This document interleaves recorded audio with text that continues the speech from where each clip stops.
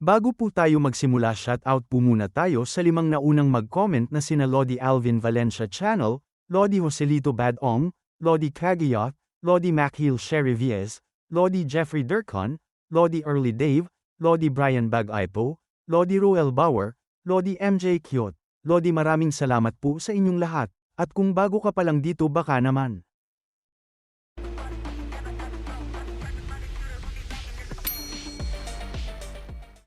Ika-siyam na kabanata sa pagpapatuloy.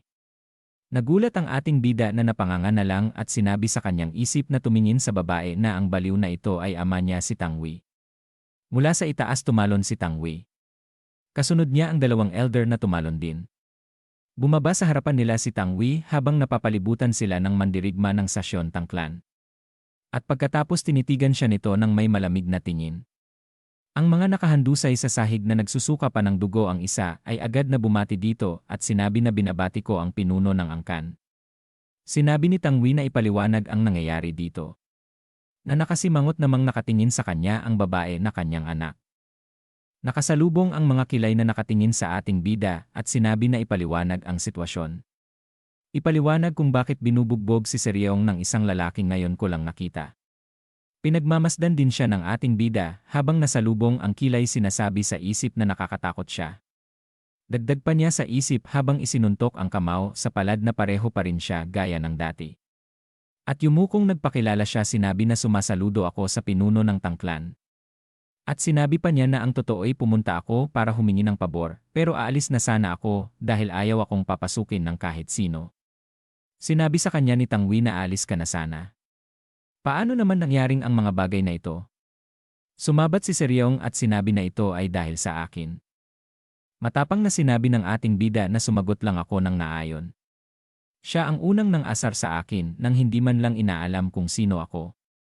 Sinabi ni Tangwi kay Seryong na anak niya na siya ba ay nagsasabi ng totoo.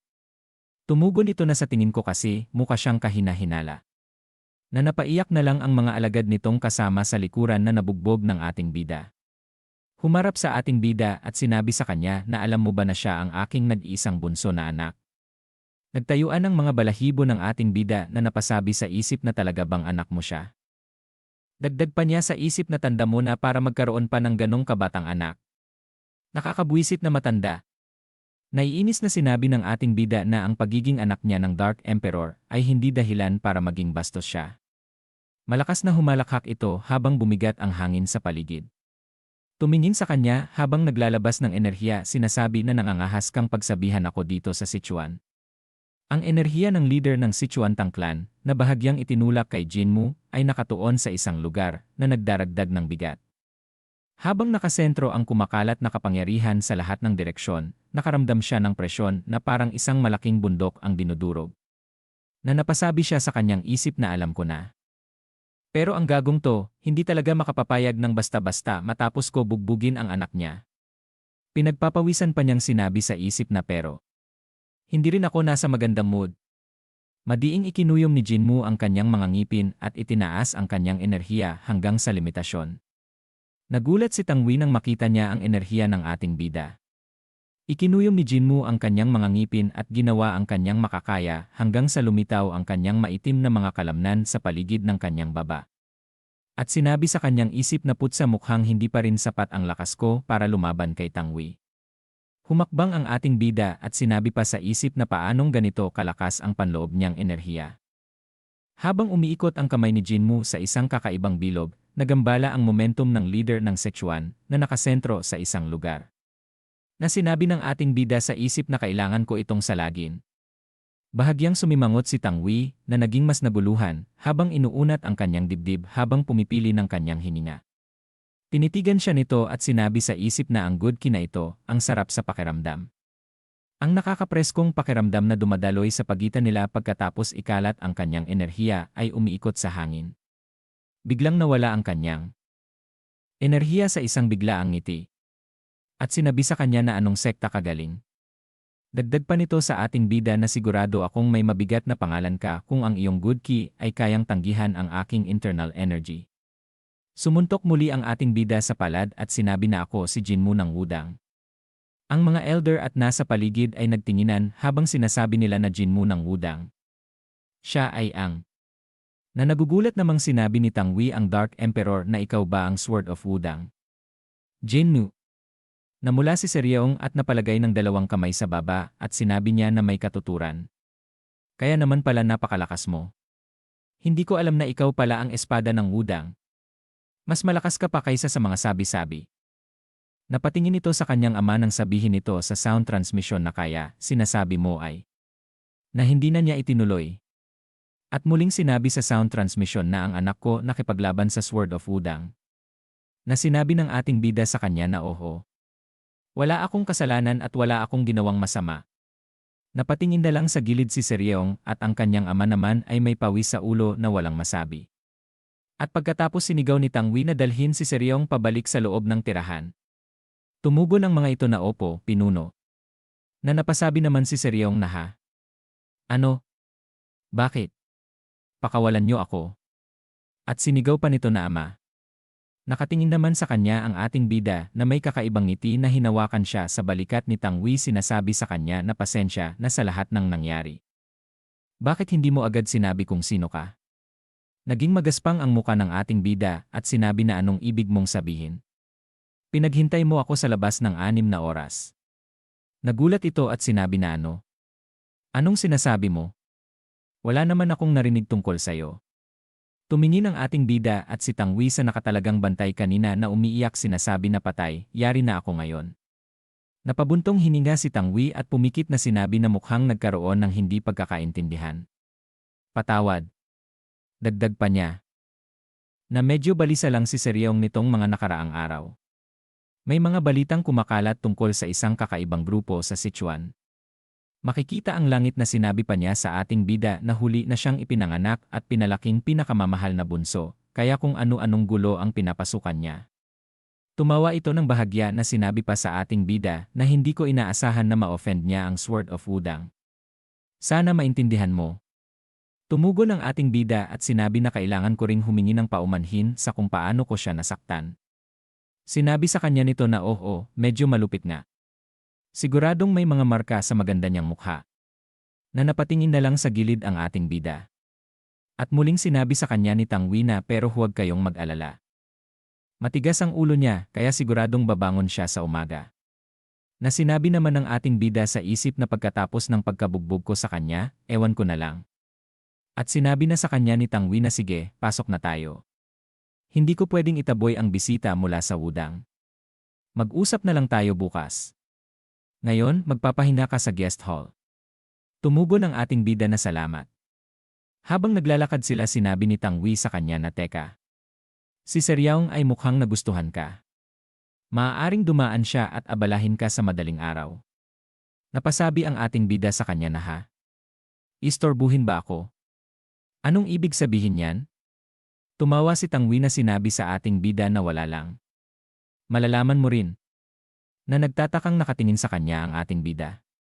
Makikita ang itaas na bakuran na sinabi ng ating bida sa isip na mahirap bang sagutin yon. Sumapit na ang umaga na makikita ang labas ng bahay. Pumapasok na ang sikat ng araw sa ating bida, ngunit siya ay mahimbing pang natutulog. Isang kamay ang humaplos sa muka ng ating bida. Gaya ng sinabi ni Tang Wei, si Seryong ay dumating ng walang pag-aalinlangan. Dahan-dahang iminmulat ng ating bida ang kanyang mata na makikita niya ng malabo ang itsura ni Seryong sa kanyang harapan. Sinasabi niya sa isip na parang meron isang bagay na magaspang. Tinitigan ni Seryong ang ating bida na makikita ang muka nito na wala na anumang bakas ng galos o pasaman lang. Hawak nito ang muka ng ating bida na tila inaantok pa na napasabi sa isip na anong kalokohan ito. At dito na po nagtatapos ang ika-99 na kabanata.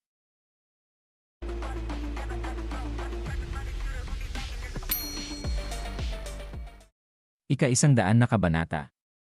Sa pagpapatuloy, nakatingin ang ating bida kay Seryong habang sinasabi sa kanyang isip na sino ang babaeng ito. Nananaginip ba ako?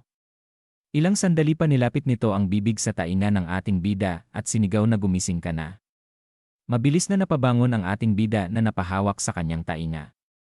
Sinabi pa ni Seryong sa kanya habang mahinang huminga na anong klaseng martial artist ang ganito katamad. Dagdag pa nito na nagtataka na paano ka naging ganito kalakas kung tinulugan mo ang umagang training. Ang weird. Naiinis na sinabi ng ating bida sa kanya na ano ba to? Mas lalo kang naging kakaiba. Anong ginagawa mo sa kwarto ko? Tumawa ito sa kanya at sinabi sa kanya na ang tagal mo kasi. Kaya ako na mismo ang nagising sayo. Nagtakang tumagilid ang ulo ni Jinmo nang makita niya si Seryeong na ang mukha ay magaling na. At sinabi na ha? Pero, lahat ng sugat mo nawala na. Masayang tumugon ito sa kanya na ito ba? Ikinuyom niya ang kanyang mga kamao at hinawakan niya ang kanyang braso at sinabi na malakas ang kakayahan kong magpagaling. Ang ganito kaliit na mga sugat, wala lang iyan. Namutla ang ating bida na nakatingin sa kanya at sinabi sa isip na imposible. Multo siguro siya. Gumawa si Tangwi ng multo. At masayang sinabi sa kanya ni Seryeong na kung gayon, ikaw pala ang espada ng Wudang. Sinabi naman ng ating bida sa isip na nakikipag-usap na siya sa akin ng kaswal. Sinabi pa sa kanya nito na bakit ka pumunta dito. Hindi ako makatulog kasi sobrang curious ako. May kinukuha ang ating bida sinasabi niya na para magtanong ng isang bagay. Ipinakita niya ang longsword kay Seryeong at sinabi niya na nakakita ka na ba ng ganito. Na nakatingin ng seryoso ito sa longsword. At sinabi nito na ito ay hindi niya ito itinuloy. Na sinabi ng ating bida sa kanyang isip na alam kaya niya ang tungkol dito. Mamula-mula itong tumingin sa ating bida at sinabi sa kanya na espada ng Wudang. Hindi ko akalain na magiging direkta ka. Napasabi ang ating bida sa isip na ano.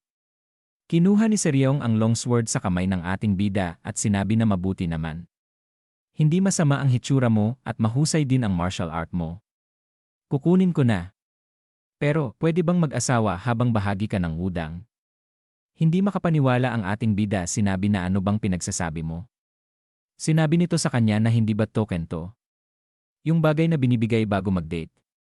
Nagpantay ang mga kilay ng ating bida na pangiwing sinabi sa isip na bakit hindi sinasaliksik ng tangklan kung paano gumagana ang utak ng baliw na ito. At mabilis niyang kinuha ang longsword at nagagalit na sinabi niya dito na tama na ang kalokohan. Sabihin mo na lang kung saan sa tangklan ako pwedeng pumunta para malaman kung ano to. Sumagot sa kanya si Seryeong at sinabi na hala. Ito ba ay isang bagay na may lihim? Pasigaw na sinabing muli ng ating bida na pumunta ako dito. Dahil hindi ko alam. Malakas na tumatawa si Seryeong na pinapaypay ang kamay samantalang ang isa ay nakahawak sa noo sinasabi na akala ko, ang token na ito ay palatandaan ng pag-ibig, isang bagay na ganoon. Na napasabi pa sa isip ang ating bida na hindi ba normal na mahiya sa ganitong sitwasyon. Ang gumawa ng ganitong pagkakamali. Pagkatapos huminga ito at nag-thumbs up ng daliri na sinabi sa ating bida na pero pinakabog pa rin ito ang puso ko. Na napasabi ang ating bida sa isip na grabe, ang kulit niya talaga. Tila medyo nahiya ito na napatungo ng ulo sinabi sa ating bida na kung gusto mong itanong yan. Pumunta ka sa Arsenal Hall. Na napasabi ang ating bida na Arsenal Hall. Sinabing muli sa kanya ni Seryeong na doon nakatago ang lihim ng tangklan. Doon pinag-aralan ang mga sandata at dark energy. Huminga ang ating bida at nakapikit na sinabi na siguro, bilang isang tagalabas, hindi ako papayagang makapasok. Sinabi pa niya sa isip na walang silbi kung hindi ako makakapasok doon. Baka kunin ng tangklan ang espada kapag nalaman nila ang sikreto nito. Namumulang sinabi ni Seryeong. Na anong ikinababahala mo kung nandito naman ako? Hinawi niya ang kanyang buhok at sinabi niya na ako si Tang Seryeong, ang yaman ng tangklan. Dahil naging bastos ako sa iyo kahapon at kung ano-ano pa, sasamahan na kita. Nakatingin ang ating bida habang sinasabi niya na ano.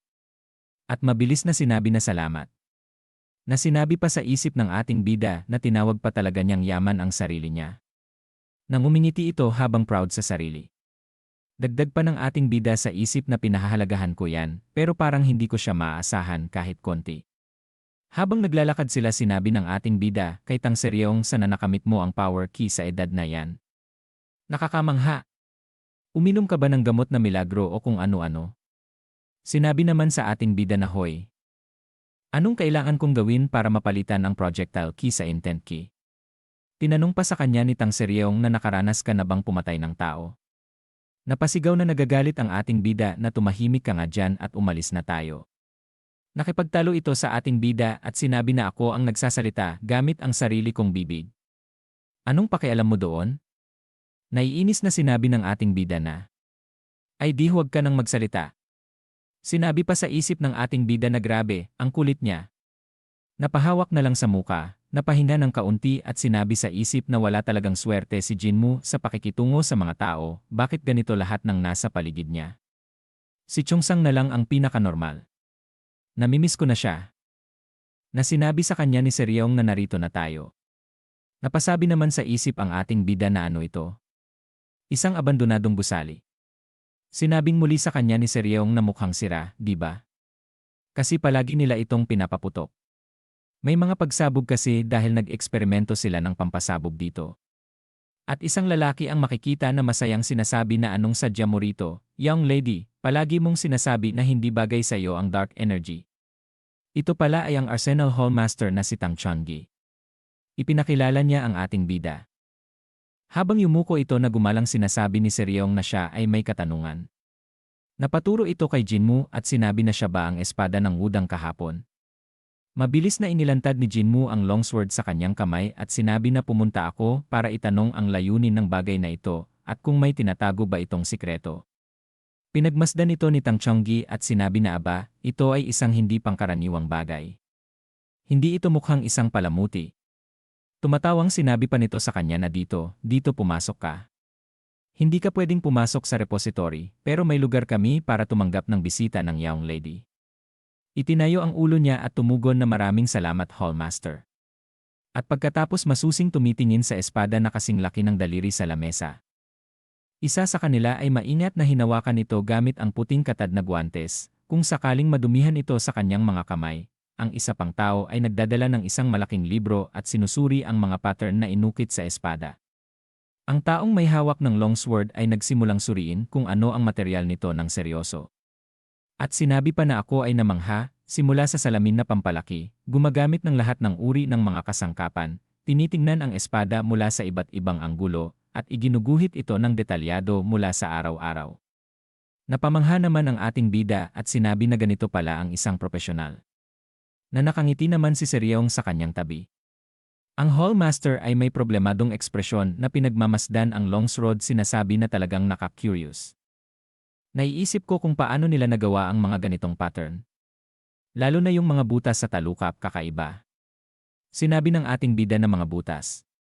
Hindi ba't mga disenyo lang yon? Ipinakita ang kutsilyo sinabi pa ng Hallmaster na oo, medyo pino pero may mga butas na may iba't ibang laki at lalim. Parang wala namang nakatago na kagamitan o anuman doon. Habang nakatingin ang dalawa dito sinabi pa ni Hallmaster na parang normal na talim lang. At hindi siya matanggal sa talukap. Naguguluhang tumawa si Hallmaster na napahawak sa kanyang batok at sinabi na pero hindi ako sigurado. Na napasabi ang ating bida sa isip na ganun ba? Wala rin pala kayong alam. Ang bawat isa ay nanatiling tahimik nang biglang sinabi ni Seryong na mga butas na iba-iba ang laki at lalim hindi ba susi yan? Na napaturo ang ating bida at sinabi na seryoso ka ba? Anong klaseng susi ang ganyan kalaki? Hinawakan naman ni Tang Chonggi ang kanyang baba at tumango. Sinasabi na teka, posible iyon. Maaaring kakaiba ang hugis, ngunit kung ang butas na may iba't ibang laki at lalim sa lugar ng pagsusuri ay umakma sa isang kandadong parang spring, maaari itong kumilos bilang susi. At pagkatapos sinabi niya sa isip na may katuturan ito. Tumakbo ang iskolar kasabay ng sagot, nagdala ng mabigat na balutan at inilagay ito sa mesa. Na makikita ang larawan na itinuro niya ang mga guhit at sinasabi niya na tingnan mo. Pareho lang ito ng prinsipyo ng isang kandado. Karaniwan, puno ang mga espasyo sa loob pero bumubukas ito kapag may susi na kasya.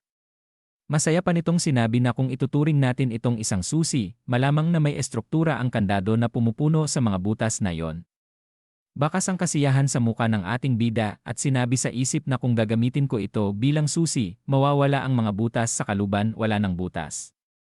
Sakto sa pangalan nito. Tumighim naman si Seryong sa kanyang gilid. At proud na naman nitong itinuro ang kanyang sarili tila sinasabi sa ating bida na ako ang nakaisip niyan. Na napasabi naman ang ating bida sa isip na tama. Kahit ang bulag na squirrel, minsan nakakahanap rin ng mani. Habang nasa silid sila tumatawa si Chonggi sinasabi na kahit na, hindi pa natin talaga nakikita ang ganitong bagay noon. Kaya hula lang talaga ito. Na mabait na humingi ng pasasalamat ang ating bida at sinabi na salamat sa tulong. Habang nagpapaalam na si Seryeong sa hallmaster na si Chonggi, sinabi naman sa isip ng ating bida na kahit papaano, ang katotohanang may mga taong naghahanap nito ay nangangahulugang mahalaga, siguro talaga itong susi. Dagdag pa niya na dapat ay pupunta ako sa Qingcheng Sect dala ang Void of Holes. Hindi maipinta ang muka ng ating bida sa kasiyahan na sinabi pa niya sa isip na siguro ibubuksan ko ang isang kaha ng yaman na puno ng mga yaman. Na sinabi naman sa likod ni Seryeong na nagmukang pusa na ano na ang gagawin mo ngayon? Lumingon ang ating bida na ngayon? Aalis na ako. Dagdag pa niyang sinabi sa kanyang sarili na wala na akong kailangan sa tangklan. Dediretso na ako sa Qingcheng, hahanapin ko ang dual internal energy art at pati na rin ang kayamanan. Humahabol naman sa kanya si Seryeong, sinasabi na ano? Aalis ka na? Sasama ako. At lumipat ang eksena sa Sichuan Tangklan 3 Yang Court. Galit na sinasabi ni Tangwi ang Dark Emperor na hindi mo pa rin natatagpuan ang mga nanakit sa mga kasapi ng Tangklan. Tumugon ito na pasensya na. Mahirap talagang makahanap ng baka sa labas ng ating nasasakupan. Sumigaw si Dark Emperor na ang buong Sichuan ay nasa ilalim ng aking nasasakupan. Dagdag pa niya habang nanginginig sa takot ang kausap niya na malayang naggagala ang mga salarin sa Sichuan at hindi niyo sila matagpuan dahil wala na sila sa sakop ng teritoryo. Tumugon ito at sinabi na kapag lumayo kami masyado, baka magkaroon ng alitan sa Qingcheng Sect. Humarap sa kanya si Dark Emperor, sinigaw muli na tumigil ka. Ang mga mandirigma ng Tangklan ay napatay ng kung sino-sinong hindi kilala. Ikaw ba? Bilang bahagi ng Sichuan Tangklan, ay mag-aatubiling kumilos dahil natatakot kang magkaroon ng alitan sa ibang sekta. Dagdag pa niya na nakakahiya at nakakababa ng dangal na wala pa rin tayong natutuklasan matapos ang isang buwan. Hinawi ang kanyang kamay sa hangin at sinabi sa mga ito na bilisan nyo at hanapin nyo ang mga hayop na yon. Kung hindi nyo kaya, hindi ko kayo pagpapatawarin. Na makikita ang muka nito na nagagalit na nakasimangot. Na makikita ang mga elder na papaalis na sa bulwagan. At isang lalaki ang lumapit kay Dark Emperor at sinabi na pinuno. Ang Young Lady at ang Sword of Wudang ay naririto para makita ka. Na makikita ang dalawa sa pintuan na natutuliling na ang ating bida sa kakulitan ni Seryeong. At dito na po nagtatapos ang ika-100 na kabanata.